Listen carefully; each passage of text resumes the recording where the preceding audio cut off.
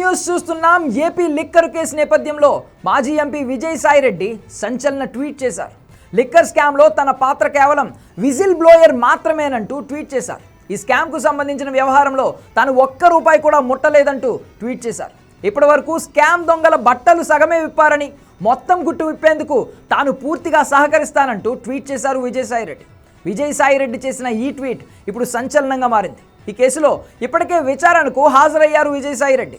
విచారణ అనంతరం వైసీపీ మీద, రాజ్ కేసిరెడ్డి మీద సంచలన వ్యాఖ్యలు చేశారు. విజయసాయి వ్యాఖ్యల నేపథ్యంలో రాజ్ కేసిరెడ్డి కూడా ఆడియో రిలీజ్ చేశారు.